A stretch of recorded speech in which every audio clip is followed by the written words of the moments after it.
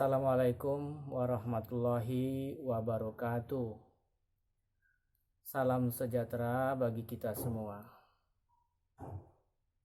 Pada kesempatan kali ini, saya akan menjelaskan bagaimana cara menulis skripsi yang baik.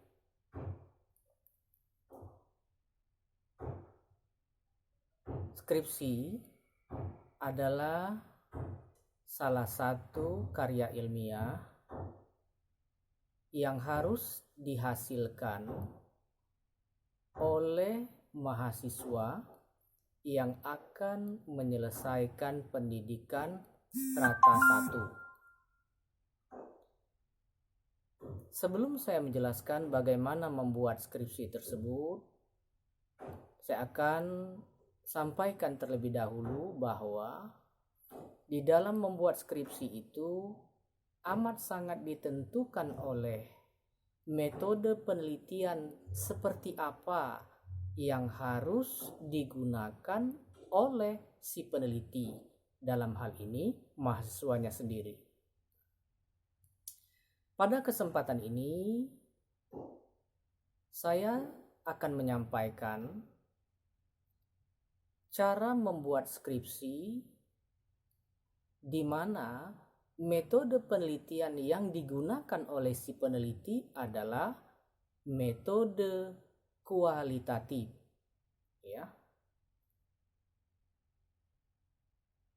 Metode kualitatif ini dianggap oleh sebagian mahasiswa adalah suatu metode penelitian yang sangat mudah. Tetapi perlu saya jelaskan, apakah metode penelitian si peneliti gunakan itu metode kualitatif ataukah metode kuantitatif? Kedua metode itu memiliki kesulitan yang sama serta juga memiliki kemudahan-kemudahan tersendiri. Saya tidak akan bicara panjang lebar, bicara tentang kemudahan ataupun kesulitan dari kedua metode itu. Saya fokus pada bagaimana membuat skripsinya sendiri. Nah,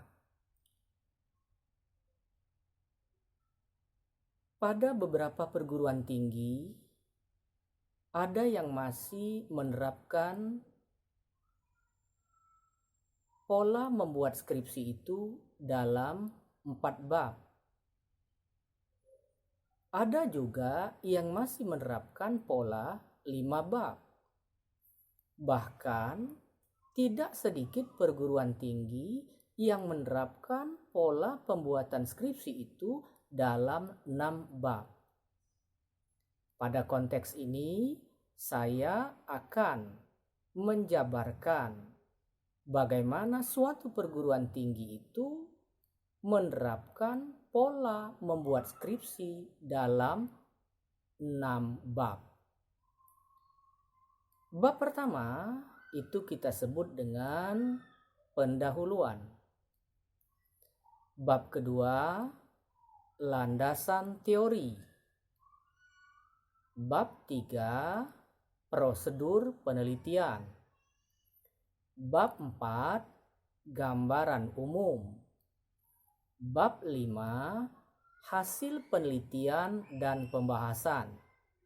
Dan yang terakhir bab 6, kesimpulan dan saran. Baik, saya akan menjelaskan bab demi bab. Tentu kita mulai dari bab 1. Bab 1 ini terdiri dari subbab. Yang pertama, latar belakang. Yang kedua, rumusan masalah. Yang ketiga, tujuan penelitian. Yang keempat, manfaat penelitian. Yang kelima, sistematika penulisan. Sekali lagi, isi dari bab 1 pendahuluan ini pada setiap institusi, pada setiap perguruan tinggi berbeda-beda sesuai dengan format yang mereka gunakan. Saya ulangi kembali, saya akan menjelaskan metode membuat skripsi ini dalam 6 bab. Nah, bab pertama tadi adalah pendahuluan, di mana subbab yang pertama yaitu landasan, di mana yang pertama tadi adalah latar belakang, ya. Pada latar belakang itu mengajarkan kepada peneliti, dalam hal ini mahasiswa, untuk berpikir secara umum ke khusus, ya.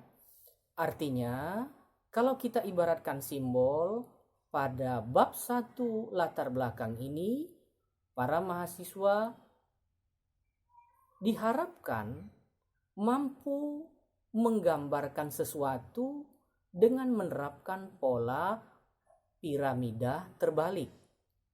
Artinya, mahasiswa selaku peneliti diajarkan berpikir secara umum terlebih dahulu dan mengkerucut menjadi berpikir secara khusus.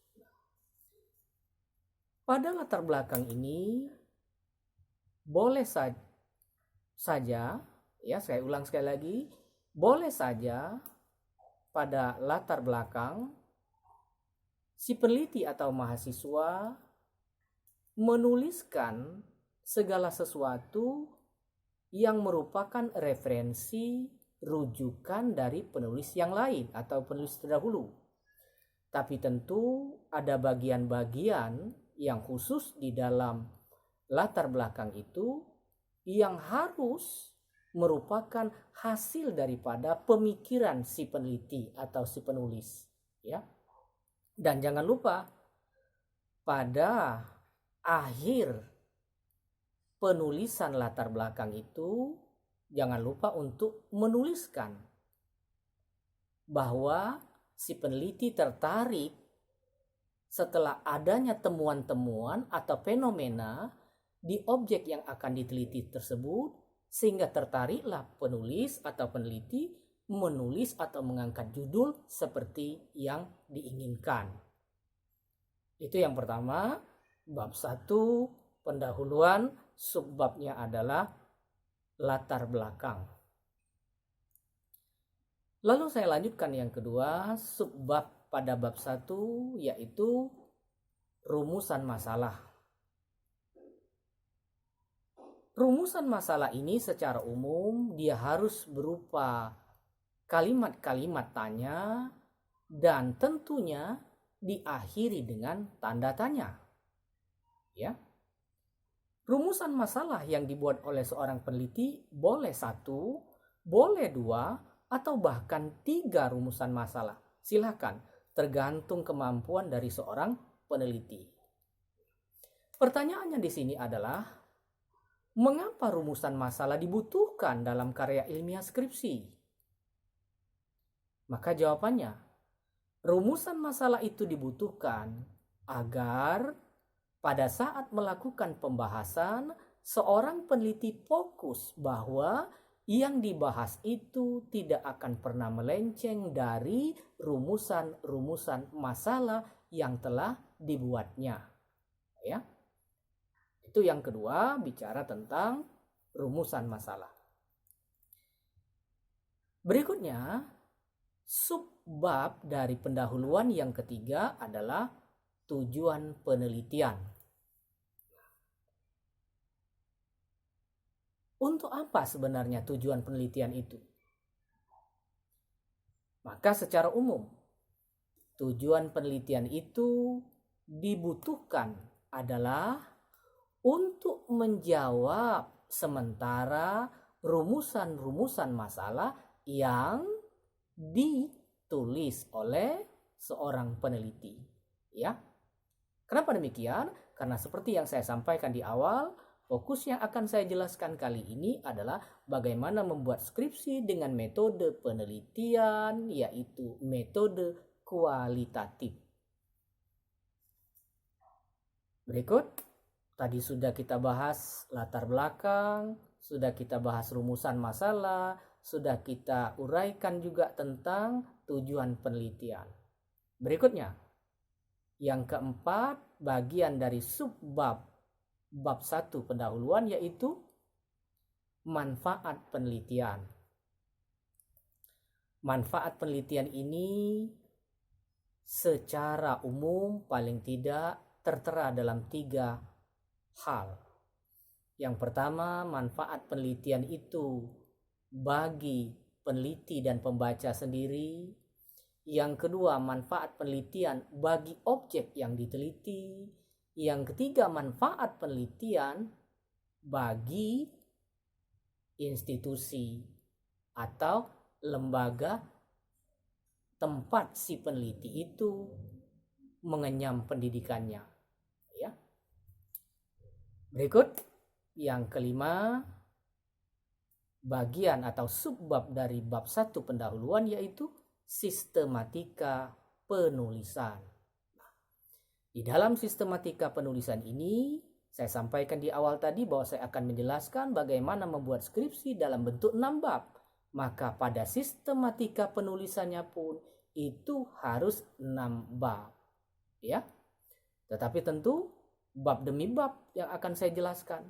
Berarti bahwa sistematika penulisan skripsi pada kali ini terdiri dari bab 1, ya, yang kira-kira kalimatnya berbunyi demikian. Bagian ini adalah bagian awal dari skripsi yang penulis buat, di mana pada bagian awal ini terdiri dari latar belakang, rumusan masalah, tujuan penelitian, manfaat penelitian, dan sistematika penulisan. Jadi sekali lagi saya batasi dulu bahwa sistematika kita hanya dibatas dulu untuk sementara pada bab 1. Karena kenapa? Seperti yang saya uraikan di awal, saya akan jelaskan bab demi bab. Saya kira itu yang dapat saya sampaikan bicara tentang tutorial bagaimana cara membuat skripsi yang baik. Dan tentu kita akan lanjutkan pada pertemuan berikutnya bicara tentang bab 2, yaitu landasan teori atau kajian pustaka.